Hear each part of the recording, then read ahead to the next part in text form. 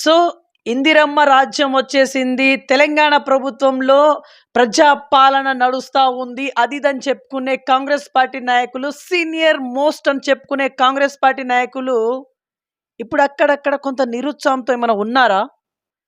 ఇప్పుడు ప్రజా పాలనలో ఒక సంవత్సరం కంప్లీట్ అయిపోయింది. విజయోత్సవాలు కూడా చాలా బ్రహ్మాండంగా నడుస్తా ఉన్నటువంటి ఆ పర్టిక్యులర్ టైమింగ్స్‌లలో ఈ సీనియారిటీని గుర్తించే పనిలో కాంగ్రెస్ పార్టీ ఉందా? లేదా? ఫస్ట్ విడత నామినేట్ పోస్ట్‌ల పరంపర అయితే సాగింది. కొంతమందికొచ్చింది. కొంతమందికి చాలా మందికైతే రాలేదు. సెకండ్ విడత నామినేట్‌ల పోస్ట్‌ల పరంపర అయితే సాగుతా ఉంది. ఈ సెకండ్ విడతలైనా సరే దాసి రామ్‌దేవ్ గారికి ఏమన్నా నామినేట్ ఏమన్నా వరించబోతుందా? ఎందుకంటే వీరు గతంలో చూసుకుంటే ఉమ్మడి ఏపీ విమోచన ప్రచార కమిటీ డైరెక్టర్‌గా వీరు పనిచేసినటువంటి దాఖలాలు. సో, ప్రెజెంట్ వీరికేంటంటే చాలా అనుభవం అయితే ఉంది. పొలిటికల్ పరంగా చూసుకుంటే రామ్‌దేవ్ గారికి చాలా అనుభవం ఉంది. ఈ అనుభవాన్ని కాంగ్రెస్ పార్టీ ఏ రకంగా యుటిలైజ్ చేసుకుంటదనేది ఇప్పుడు మనం చూద్దాము. ప్రజా పాలన పైన వీరి నుంచి కొంత ఇన్ఫర్మేషన్ అడుగుదాము. మనం ఈరోజు వరంగల్‌లో ఉన్నాము. నమస్తే సార్, బాగున్నారా? నమస్తే. ముఖ్యంగా బీవీఆర్ న్యూస్ వారికి ధన్యవాదాలు తెలుపుతూ, ఈనాడు విజయోత్సవంలో కాంగ్రెస్ పార్టీ విజయోత్సవాలు జరుపుకుంటుంది. మా కాంగ్రెస్ పాలనలో ముఖ్యంగా మహిళా సోదరిమణులకు ఉచిత బస్సు, మా ఆడబిడ్డలకు, అత్తలకు, వియ్యపురాలకు, మా తోటి విద్యార్థినులకు ఎంతో గొప్ప అవకాశంగా మా కాంగ్రెస్ పార్టీ ఉచిత బస్సుతోని విద్యార్థినులు, ఆడపడుచులు ఎంతో సంతోషంగా ఉన్నారు. అలాగే రైతులు రుణమాఫీ అనేది టెక్నికల్ ఇష్యూతోని కొంతమందికి రైతు రుణమాఫీ డబ్బులు పడకపోవచ్చు. కానీ మా రేవంత్ రెడ్డి గారి నాయకత్వంలో, బట్టి విక్రమార్క గారి నాయకత్వంలో దాదాపుగా అందరి రైతులకు రుణమాఫీ తప్పనిసరిగా జరుగుతుంది. ఎట్టి పరిస్థితిలో కానీ ఎవరు కానీ నిరుత్సాహపడవలసిన అవసరం లేదు.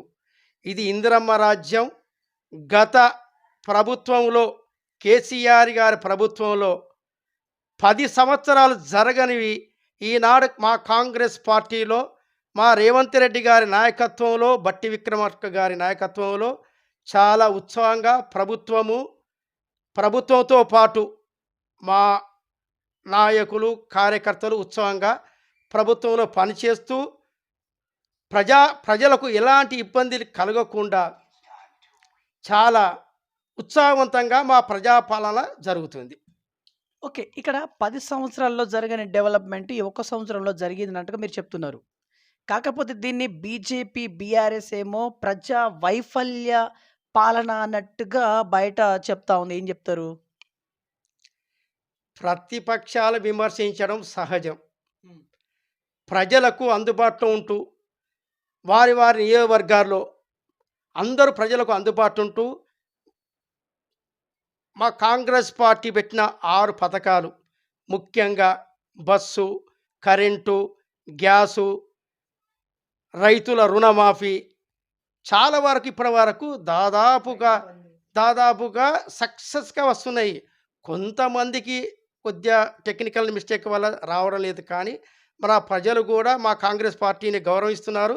మా కాంగ్రెస్ పార్టీని కూడా ఈ 5 సంవత్సరాలతో పాటు వచ్చే 5 సంవత్సరాలు కూడా మీ పార్టీలు నిలదొక్కుకోవడానికి మా నాయకులు అందరం కష్టపడుతున్నాం. ఓకే. మీరు గతంలో చూసుకుంటే ఉమ్మడి ఏపీ విమోచన ప్రచార కమిటీకి మీరు డైరెక్టర్‌గా పనిచేసిల్లు. యెస్. ఐ థింక్ 2007-2014 వరకు ఐ థింక్ నాకున్నటువంటి పరిజ్ఞానం ప్రకారం. అంతేనా సార్? ఓకే. ఈసారి ఆ వింగ్ అనేది లేదు. తెలంగాణ రాష్ట్రంలో గత 10 సంవత్సరాల్లో చూసుకుంటే కూడా లేదు. కేసీఆర్ పాలనలో లేదు. ఇప్పుడు మీ పాలనలో, మీ ప్రజా పాలనలో కూడా ఆ వింగ్ అనేది లేదు. దాన్ని మరలా పునర్వ్యవస్థీకరించే అవకాశం ఏమైనా ఉందా? గత కేసీఆర్ ప్రభుత్వంలో ఉమ్మడి రాష్ట్రంలో ఆంధ్రప్రదేశ్ మద్య విమోచన ప్రచార కమిటీ వేయలేదు. ఆనాడు రాజశేఖర రెడ్డి గారి నాయకత్వంలో ఉమ్మడి రాష్ట్రాలకు ఆంధ్రప్రదేశ్ ప్రభుత్వ మద్య విమోచన ప్రచార కమిటీ వేయలేదు. అప్పుడు నేను 2007 నుంచి 2014 వరకు కూడా నేను తెలంగాణ రాష్ట్రంలో డైరెక్టర్గా పనిచేసినాడు. ఈనాడు ఆ కమిటీ గురించి మా ముఖ్యమంత్రి వర్యులు రేవంత్ రెడ్డి గారి దృష్టికి తీసుకోవడం జరిగినది. మా నియోజకవర్గ మంత్రివర్గులు కొండా సురేఖ గారి దృష్టికి తీసుకుపోవడం జరిగినది. అలాగే ప్రభుత్వ ముఖ్య సలహాదారుడు వేం నరేందర్ రెడ్డి గారికి కూడా మేము తెలియపరిచినాము. ఇవేనా? మా మా మా మా మాజీ మంత్రి వాళ్ళు తక్కలపల్లి పురుషోత్తరావు గారికి కూడా రేవంత్ రెడ్డి గారికి లెటర్ పెట్టడం జరిగినది. అలాగే చిన్నారెడ్డి గారు కూడా తెలియపరచడం జరిగినది.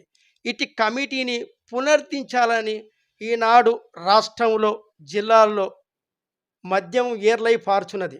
ముఖ్యంగా యువకులు డ్రగ్స్ గంజాయి మత్తులో బెల్ట్ షాపుల తేని విపరీతమైన కుటుంబాలు ఇబ్బంది పరుచున్నాయి.